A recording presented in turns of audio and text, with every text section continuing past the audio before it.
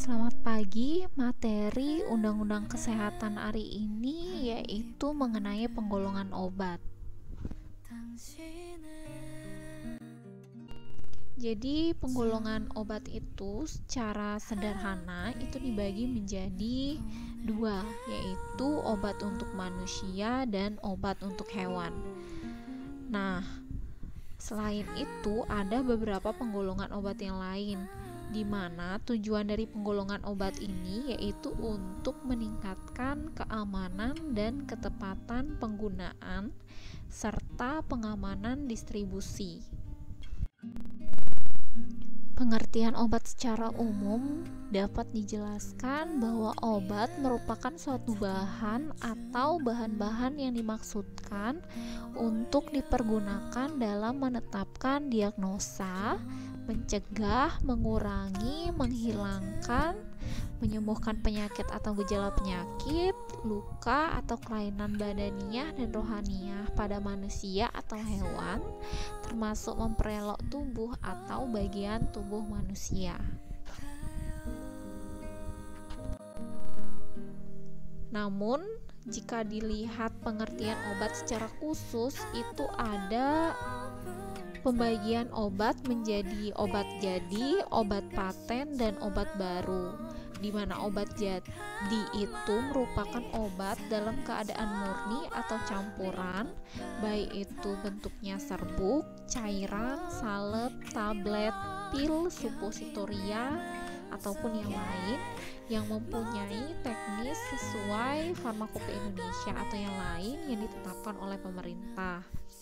Untuk obat paten itu merupakan obat jadi dengan nama dagang yang terdaftar atas nama si pembuat atau yang dikuasakannya dan dijual dalam bungkus asli pabrik yang memproduksinya. Sedangkan obat baru yaitu obat yang terdiri atau berisi zat baik sebagai bagian yang berkhasiat ataupun yang tidak berkhasiat, misalnya lapisan pengisi atau pelarut atau pembantu ataupun komponen lain yang belum dikenal sehingga tidak diketahui khasiat dan kegunaannya. Kemudian yang lain ada yang namanya obat asli, di mana obat yang didapat langsung dari bahan-bahan alamiah Indonesia terolah secara sederhana atas dasar pengalaman dan digunakan dalam pengobatan tradisional. Kemudian ada juga yang namanya obat esensial, di mana obat ini merupakan obat yang paling dibutuhkan untuk pelayanan kesehatan masyarakat terbanyak dan tercantum dalam DOEN atau daftar obat esensial yang ditetapkan oleh Menteri Kesehatan. Untuk pemilihan obat esensial ini didasarkan pada rasio manfaat resiko atau benefit risk ratio dan rasio manfaat biaya atau benefit cost ratio yang paling menguntungkan bagi pasien. Nah, obat esensial yang terpilih harus terjamin mutunya, yaitu stabilitas dan bioavailabilitasnya dan praktis baik dalam penyimpanan dan pengangkutan maupun penggunaan dan penyerahan yang disesuaikan dengan tenaga, sarana, dan fasilitas kesehatan. Nah, selain itu, obat esensial harus merupakan obat yang menguntungkan dalam segi kepatuhan dan penerimaan pasien. Nah, bila terdapat lebih dari satu pilihan yang memiliki efek terapi yang serupa, maka pilihan obat harus jatuh pada satu obat, di mana obat yang terpilih harus merupakan obat yang telah dikenal, mudah diperoleh, dan memiliki paling banyak data ilmiah yang menjelaskan sifat-sifatnya. Selain itu, obat yang terpilih harus memiliki sifat farmakokinetika yang paling menguntungkan dan memiliki stabilitas yang baik. Kemudian selanjutnya ada obat generik. Nah, obat generik ini merupakan obat dengan nama resmi yang ditetapkan dalam Farmakope Indonesia untuk zat berkhasiat yang dikandungnya, atau obat yang telah habis masa patennya sehingga dapat diproduksi oleh semua perusahaan farmasi tanpa perlu membayar royalti. Jadi contohnya nih ada paracetamol, captopril, atau bisoprolol ya. Kemudian ada dua jenis obat generik yang tersedia, yaitu obat generik bermerek dagang dan obat generik berlogo yang dipasarkan dengan merek nama zat aktifnya, misalnya seperti paracetamol, captopril ataupun bisoprolol.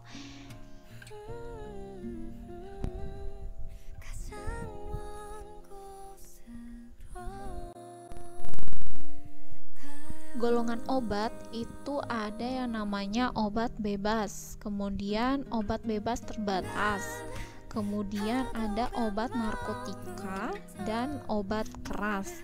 Nah, obat keras itu ada yang namanya obat keras tertentu atau psikotropika, dan obat wajib apotek. Next, kita lanjutkan atau jelaskan satu persatu. Pertama, obat bebas. Nah, obat bebas itu merupakan obat yang dapat dijual bebas kepada masyarakat umum tanpa resep dokter, atau sering disebut dengan obat OTC atau over the counter. Nah, untuk label obat atau penandaan obat bebas itu diberi tanda lingkaran hijau dengan garis tepi berwarna hitam. Nah, obat ini merupakan tanda obat yang paling aman ya, obat bebas ini, dimana obat bebas itu obat yang bisa dibeli bebas di apotek, bahkan di warung ataupun toko obat. Obat bebas ini digunakan untuk mengobati gejala penyakit yang ringan, misalnya vitamin atau multivitamin, Bifron, Biflex, atau contoh obat bebas yang lain misalnya ada Sanmol yang isinya paracetamol dan Panadol ekstra. Kemudian ada obat bebas terbatas. Nah, untuk obat bebas terbatas itu dulu disebut dengan daftar W atau peringatan, di mana obat bebas terbatas ini merupakan obat-obatan yang dalam jumlah tertentu masih bisa dibeli di apotek tanpa resep dokter, di mana penandaannya itu memakai tanda lingkaran berwarna biru bergaris tepi hitam. Nah, obat bebas terbatas ini sering diberi batasan pada setiap takaran, di mana setiap takaran dan kemasan yang digunakan itu untuk mengobati penyakit ringan yang dapat dikenali oleh penderita sendiri. Contoh dari obat bebas terbatas misalnya obat anti mabuk atau Animo, atau obat anti flu atau Noza. Nah, pada kemasan obat seperti ini biasanya tertera peringatan yang bertanda kotak kecil berdasar warna gelap atau kotak putih bergaris tepi hitam dengan tulisan. Yang pertama itu ada 5 tanda peringatan, P nomor 1 hingga P nomor 5. P nomor 1 itu bunyinya awas obat keras, bacalah aturan pemakaiannya. P nomor 2 itu berbunyi awas obat keras hanya untuk bagian luar dari badan. Kemudian P nomor 3 itu awas obat keras tidak boleh ditelan. Kemudian P nomor 4 awas obat keras hanya untuk dibakar, dan P nomor 5 awas obat keras obat wasir jangan ditelan. Next, kita lanjut dengan obat keras. Nah, obat keras itu dulunya disebut dengan obat daftar G atau berbahaya, di mana obat keras ini merupakan obat berkhasiat keras yang untuk memperolehnya itu harus dengan resep dokter. Penandaan untuk obat keras ini memakai tanda lingkaran merah bergaris tepi hitam dengan tulisan huruf K di dalamnya. Obat-obatan yang termasuk dalam golongan obat keras itu termasuk obat antibiotik, misalnya ada amoksisilin, penisilin, tetrasiklin, ciprofloxacin, dan lain sebagainya, serta obat-obatan yang mengandung hormon, misalnya obat diabetes, metformin, glibenclamid, glimepirid, ada obat penenang, dan obat lain-lain ya. Kemudian untuk obat-obat ini berkhasiat keras dan bila dipakai sembarangan bisa berbahaya, bahkan meracuni tubuh, memperparah penyakit atau menyebabkan kematian. Next, kita lanjut dengan obat wajib apotek. Obat wajib apotek itu merupakan obat keras yang dapat diserahkan oleh apoteker pengelola apotek tanpa resep dokter. dan bertujuan untuk memperluas keterjangkauan obat untuk masyarakat. Berdasarkan Permenkes nomor 919/10/1993 untuk kriteria obat OA atau obat wajib apotik yang dapat diserahkan kepada pasien itu meliputi yang pertama, tidak dikontraindikasikan untuk penggunaan pada wanita hamil, anak di bawah usia 2 tahun dan pasien berusia di atas 65 tahun.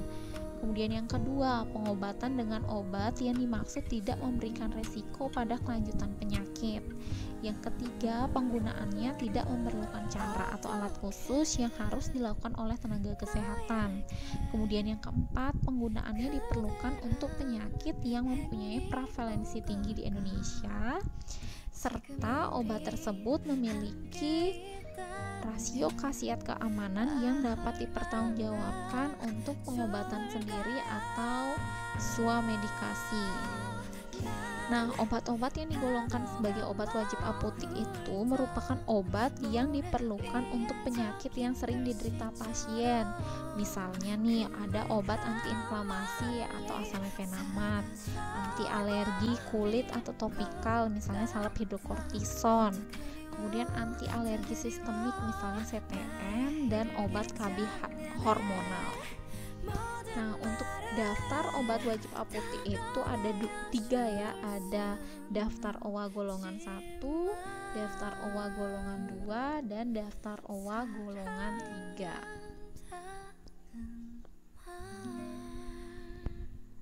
Untuk lebih jelasnya, kalian bisa baca di Keputusan Menteri Kesehatan nomor 929/10/1993 untuk 2 golongan 1.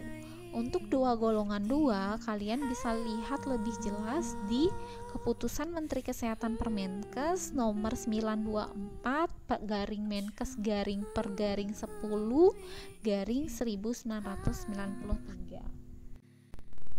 Nah, tujuan dari obat wajib apotik itu yang pertama tadi sudah dijelaskan, untuk meningkatkan kemampuan masyarakat dalam menolong dirinya sendiri dan meningkatkan pengobatan sendiri atau swamedikasi secara tepat, aman, dan rasional.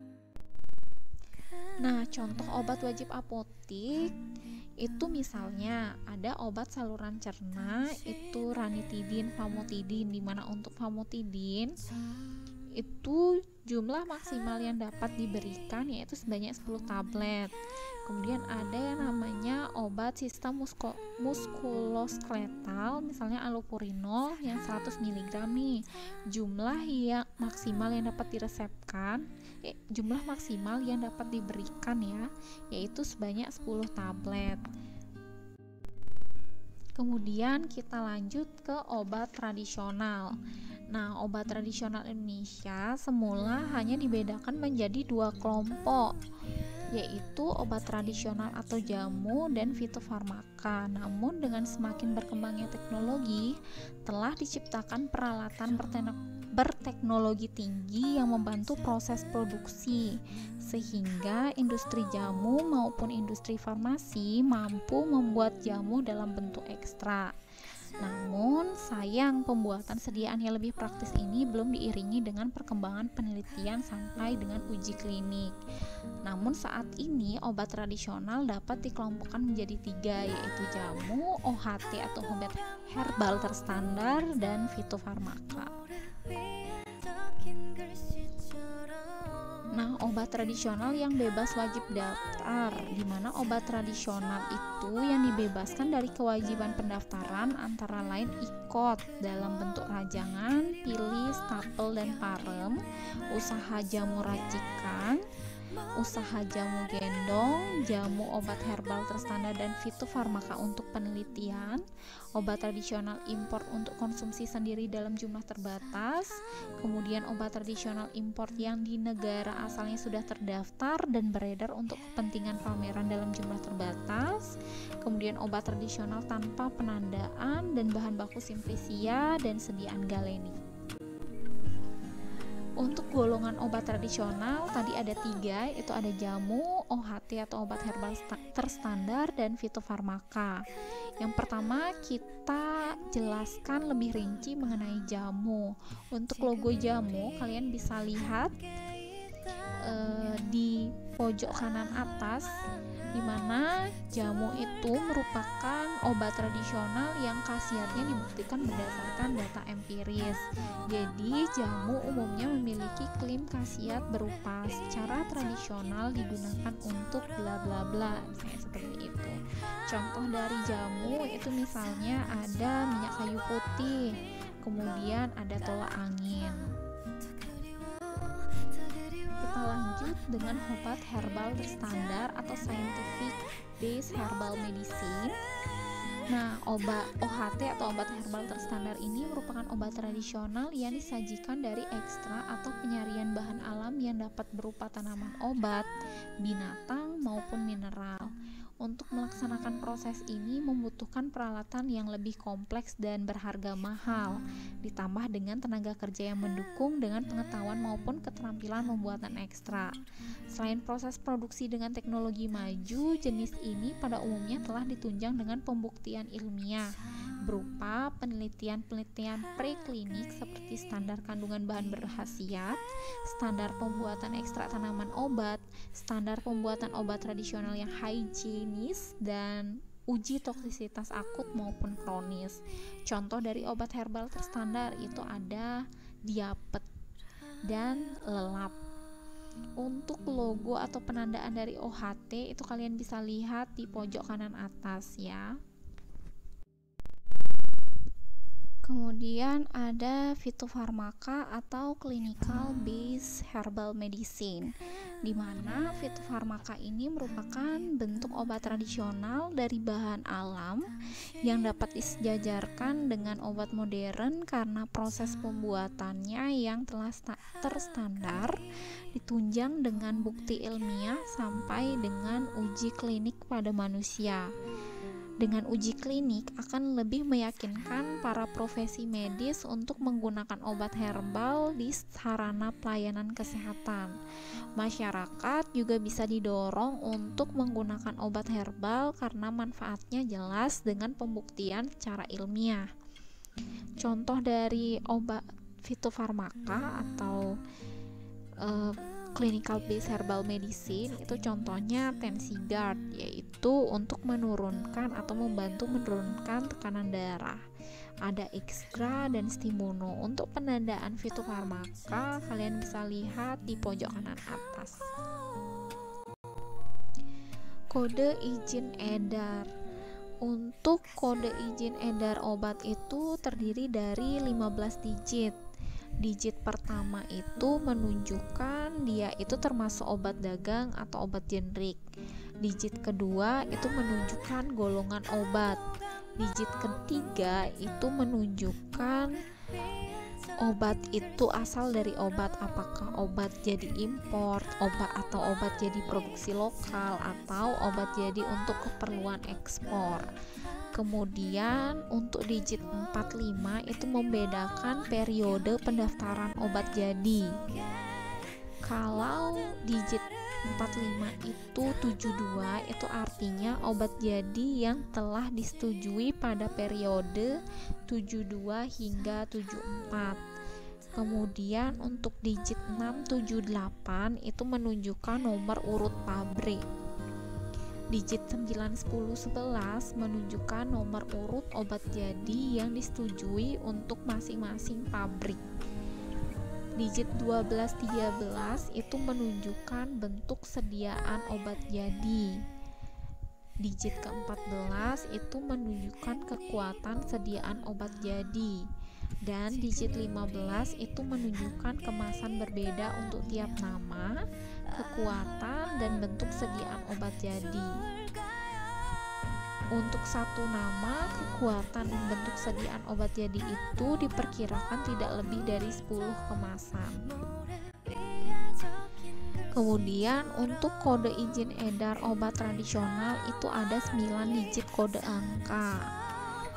Digit 1 2 itu menunjukkan tahun mulai produk tersebut terdaftar pada Departemen Kesehatan atau BPOM.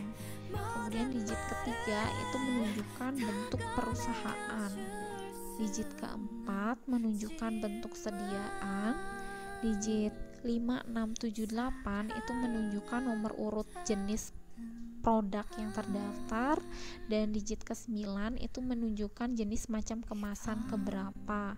Misal 1 itu berarti ukurannya 15 mili, 2 30 mili, dan 3 45 mili. Sekian presentasi Undang-Undang Kesehatan mengenai penggolongan obat hari ini.